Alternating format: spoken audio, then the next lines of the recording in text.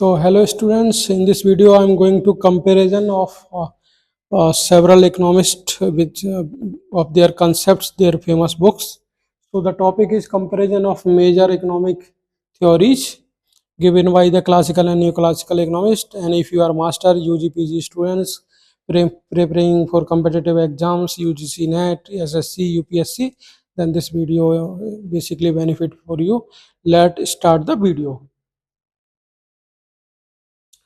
So I have tried to make a comparison between all these seven economists, starting from the Adam Smith, David Ricardo, Malthus, Karl Marx, Joseph Schumpeter, Rostow and Gunnar Myrdal. तो मैंने यहाँ पे 7 economist का comparison किया है, उनके different model और उनके डिफरेंट कंसेप्ट्स। ठीक है, तो क्लासिकल मॉडल या क्लासिकल इकोनॉमिस्ट, जिसे मॉडर्न इकोनॉमिक्स का फादर भी कहा जाता है, एडम स्मिथ से इस वीडियो को हम स्टार्ट करते हैं कि एडम स्मिथ ने क्या क्या कंसेप्ट दिए। तो एडम स्मिथ का जो पहला कंसेप्ट है इनविजिबल हैंड।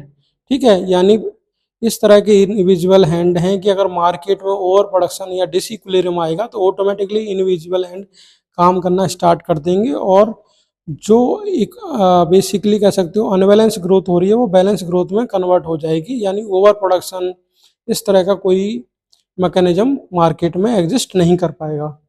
सेकंड, उनका जो इकोनॉमिक ग्रोथ मॉडल है वो डिवीजन ऑफ लेबर पे बेस्ड है कि यानी उन्होंने बेसिकली डिवीजन किया लेबर का, स्किल्ड लेबर और अनस्किल्ड लेबर, यानी प्रोडक्टिव लेबर और अनप्रोडक्टिव लेबर। और प्रोडक्टिव लेबर जो है ज़्यादा काम करेगी और अनप्रोडक्टिव लेबर वो कम काम करेगी।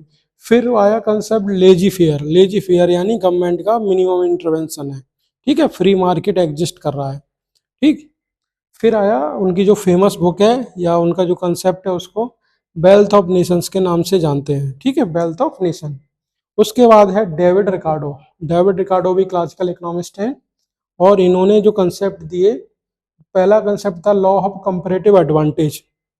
इन्होंने बेसिकली ये बताया कि अगर कोई कंट्री रिलेटिवली चीपर प्रोड्यूस कर रहा है कंपेयर टू उसके कंट्री से, तो वो उसको इंपोर्ट कर ले, यानी गुड्स एंड सर्विसेज को इंपोर्ट कर ले इंस्टेड ऑफ हाई कॉस्ट पे अपनी कंट्री में प्रोड्यूस करे।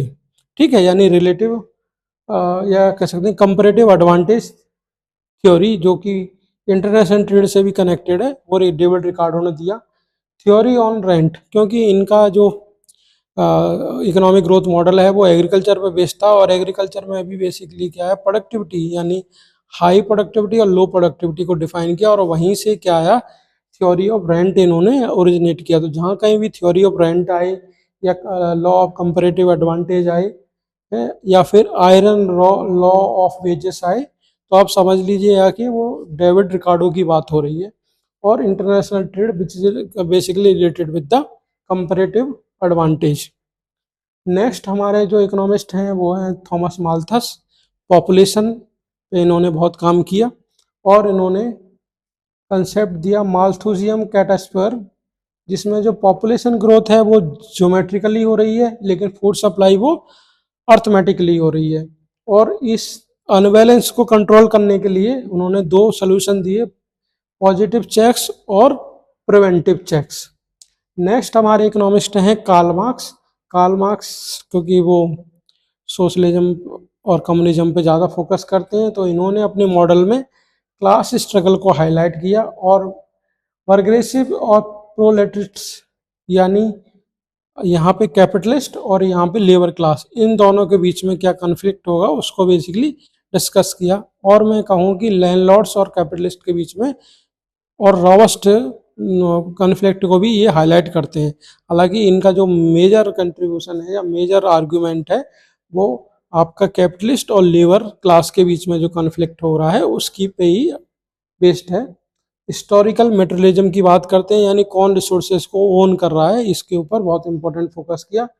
डिफरेंस बिटवीन जो वर्क काम करवाया जा रहा है बाई कैपिटलिस्ट और जो वेजेस पेड किया जा रही है उसी को यहाँ से इन्होंने ड्रॉ किया सरप्लस वैल्यू। तो जहाँ कहीं पे कोई पूछे कि सरप्लस वैल्यू कंसेप्ट किसने दिया था, तो वो कार्ल मार्क्स ने दिया था।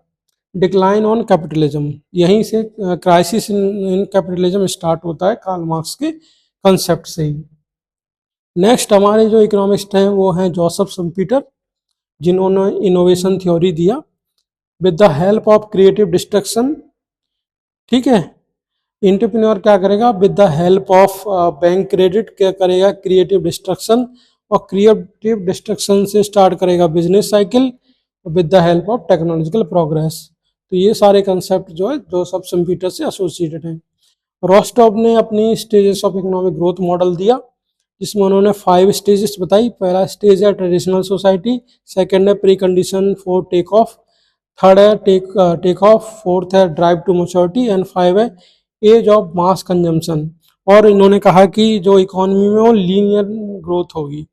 लास्ट है हमारे गुंडार मॉडल, इन्होंने इंस्टीट्यूशन पे फोकस किया, ठीक है, और इनका जो की कंसेप्ट थे वो सर्कुलर कम्युलेटिव कॉजेशन, जिसमें बैकवास और स्प्रेड इफेक्ट को इन्होंने डिस्कस किया। अंडर डेवलपमेंट वो बोला कि एज ए ट्रैप है, और सॉफ्ट स्टेट्स की बात करी जहाँ पे क्या है कि रूल्स रेगुलेशन उतने अच्छे नहीं है, करप्शन एग्जिस्ट कर रहा है, पॉलिसी पैरालिसिस है, उसको हमने सॉफ्ट स्टेट का नाम दिया है, ठीक है।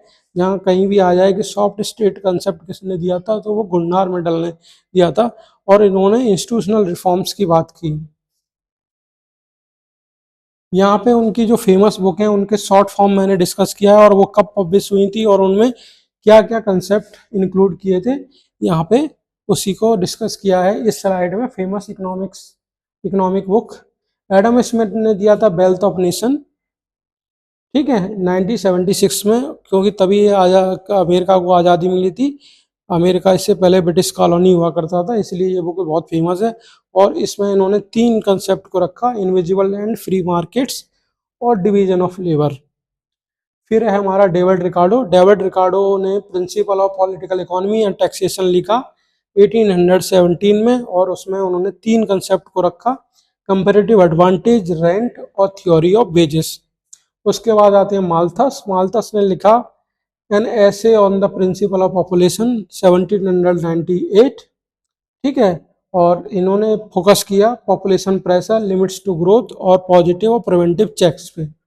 उसके बाद है कार्ल मार्क्स। कार्ल मार्क्स ने लिखा बहुत फेमस बुक दास कैपिटल 1867, क्योंकि इसके कई सारे वॉल्यूम्स हैं, 3 वॉल्यूम है एक्चुअली, इसीलिए यहाँ पर प्लस का साइन है। और इन्होंने फोकस किया कैपिटलिज्म को, surplus value, class struggle and revolution, ठीक है। नेक्स्ट है जोसेफ सब्पीटर। इन्होंने जो बुक लिखी कैपिटलिज्म, सोशलिज्म एंड डेमोग्राफी 1947, और फोकस किया creative destructions, entrepreneurship and economic dynamic. फिर है आपका रोस्टॉव। रोस्टॉव ने जो अपना मॉडल दिया the stages of economic growth, उनकी किताब है 1960s में पब्लिश हुई।